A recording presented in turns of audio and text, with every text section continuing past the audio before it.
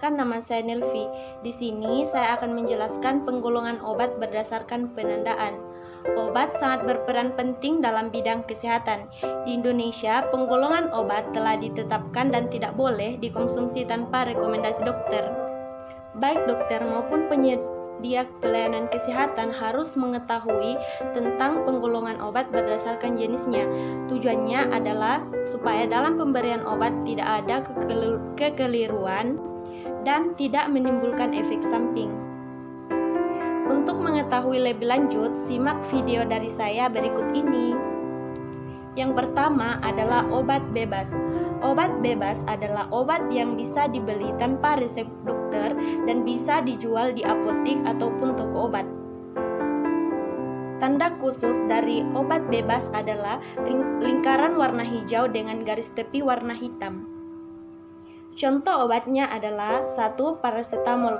Obat ini digunakan untuk antipiretik atau untuk menurunkan demam. Selain itu, untuk sakit kepala, nyeri otot, dan sakit gigi. Kedua adalah antasidadoin. Obat ini digunakan untuk mengatasi sakit ma dengan gejala nyeri ulu hati dan sering bersendawa dan juga perut gembung. Contoh obat yang ketiga adalah vitamin. Vitamin digunakan untuk mempertahankan metabolisme tubuh, mencegah penyakit kronis, dan untuk memelihara nafsu makan. Golongan obat yang kedua adalah obat bebas terbatas, yaitu obat yang masih dalam jumlah tertentu yang masih bisa dibeli tanpa resep dokter. Obat bebas terbatas diberi tanda lingkaran biru dengan garis tepi warna hitam. Contoh obat bebas terbatas. 1. Obat CTM. Obat CTM adalah obat yang digunakan untuk mengatasi gejala alergi. Yang kedua adalah ibuprofen. Ibuprofen digunakan untuk meredahkan nyeri akibat peradangan. Contoh yang ketiga adalah Paramex.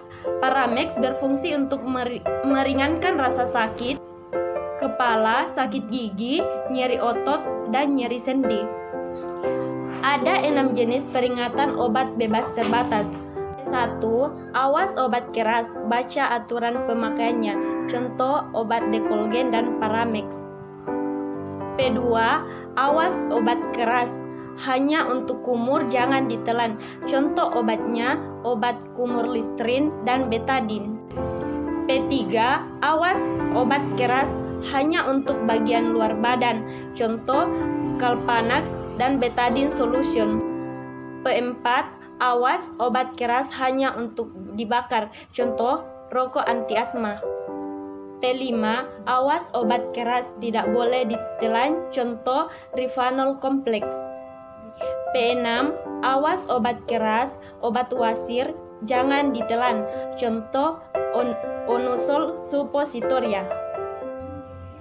Golongan obat yang ketiga yaitu obat keras, yaitu tidak dapat dibeli dengan bebas di apotek, melainkan harus menggunakan resep dokter agar tidak menimbulkan efek samping yang rusak. Penandaan obat keras adalah lingkaran warna merah, di dalamnya terdapat tulisan K dengan melambangkan obat keras. Contoh obat keras adalah 1. Cefadroxil. Obat ini digunakan untuk mengatasi infeksi bakteri pada tubuh seperti kulit, tenggorokan, saluran kemih, dan jantung. 2. Amoxicillin. Digunakan untuk mengatasi berbagai jenis infeksi akibat bakteri. Ketiga, Tramadol adalah obat yang digunakan untuk meredahkan rasa sakit, misalnya rasa sakit atau nyeri setelah operasi. Golongan yang keempat adalah obat narkotika. Adalah zat obat yang berasal dari tanaman ataupun bukan tanaman, baik sintesis maupun semisintesis, yang dapat menyebabkan penurunan dan perubahan kesadaran, pemulihan rasa, mengurangi hingga kehilangan rasa sakit. Obat ini hanya dapat dibeli dengan menggunakan resep dokter. Penandaan pada obat narkotika adalah lingkaran warna merah, di dalamnya terdapat tanda plus berwarna merah pula. Contoh obatnya, 1. Kodein sebagai analgetik untuk menghilangkan rasa nyeri baik itu nyeri ringan sampai sedang. Yang kedua, petidin sebagai analgesik untuk menghilangkan nyeri sedang sampai berat. Ketiga, morfin digunakan untuk mengatasi rasa sakit dengan intensitas sedang atau parah seperti nyeri pada kanker atau serangan jantung. Undang-Undang Nomor 35 Tahun 2009 Pasal 6 tentang narkotika membagi narkotika dalam 3 golongan. Narkotika golongan 1. Narkotika ini hanya dapat digunakan untuk tujuan pengembangan ilmu pengetahuan dan tidak digunakan dalam terapi, serta mempunyai potensi sangat tinggi mengakibatkan ketergantungan.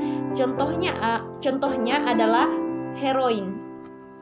Narkotika golongan 2. Golongan narkotika ini berkhasiat untuk pengobatan, namun digunakan sebagai pemilihan terapi terakhir. Contohnya adalah morfin. Narkotika golongan 3. Golongan narkotika ini berkhasiat untuk pengobatan dan banyak digunakan dalam terapi dan tujuan pengembangan ilmu pengetahuan, serta mempunyai potensi ringan untuk mengakibatkan ketergantungan. Contohnya adalah kodein dan lain-lain. Penggolongan obat yang kelima adalah obat psikotropika.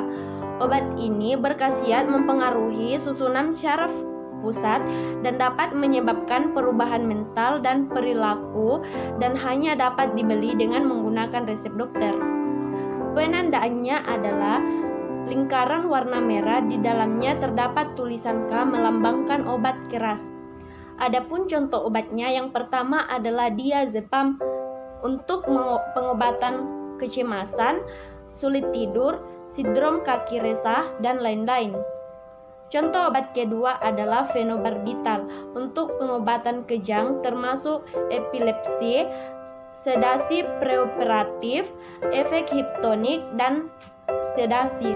Contoh obat ketiga adalah kiyopromazin untuk menangani mual, muntah, dan cegukan yang berlebihan. Berbeda dengan narkotika, obat psikotropika itu dibagi dalam 4 golongan. Psikotropika golongan 1 adalah obatan dengan daya adiktif yang memiliki potensi tinggi menyebabkan kecanduan.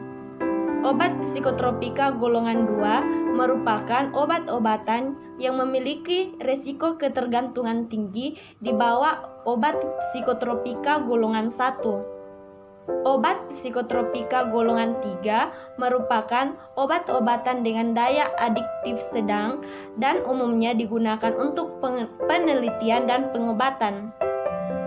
Obat psikotropika golongan 4 merupakan obat-obatan dengan daya adiktif ringan sehingga digunakan untuk pengobatan. Golongan obat yang keenam adalah obat jamu atau obat tradisional yang dibuat dari bahan-bahan alami berupa bagian dari tumbuhan seperti rimpang atau akar-akaran, daun-daunan, kulit, batang, dan buah. Penandaan obat ini adalah logo lingkaran kuning dengan garis tepi hijau dan gambaran ranting hijau di dalamnya. Contoh obatnya adalah 1. Obat beras kencur adalah digunakan untuk membuat jamu dari ekstrak atau kencur dari beras. Yang kedua adalah kunyit asam. Kunyit asam digunakan untuk pembuatan jamu. Adapun bahan yang digunakan adalah kunyit asam yang terdiri dari kunyit dan asam jawa. Contoh yang ketiga adalah pahitan. Digunakan sebagai pahitan di dalam jamu yang terbuat dari sambiloto. Penggolongan yang ketujuh adalah obat herbal terstandar. Obat tradisional yang terbuat dari ekstrak atau sari bahan alam yang dapat berupa tanaman obat, sari binatang, maupun mineral. Penandaan dari obat herbal terstandar adalah logo lingkaran bergaris tepi hijau dengan 3 gambar jari-jari daun di dalamnya. Adapun contoh obatnya 1. Kiranti adalah obat yang digunakan untuk meredahkan nyeri haid. Jamu ini diminum sebelum atau sesudah haid. Yang kedua, antalgin untuk meredahkan masuk angin seperti badan meriang, mual, perut kembung, atau pusing. Yang ketiga adalah tolak angin, digunakan untuk mengatasi masuk angin beserta gejalanya dan menjaga serta meningkatkan kekebalan tubuh. Penggolongan obat yang terakhir adalah obat fitofarmaka. Penggolongan obat yang terakhir adalah obat fitofarmaka.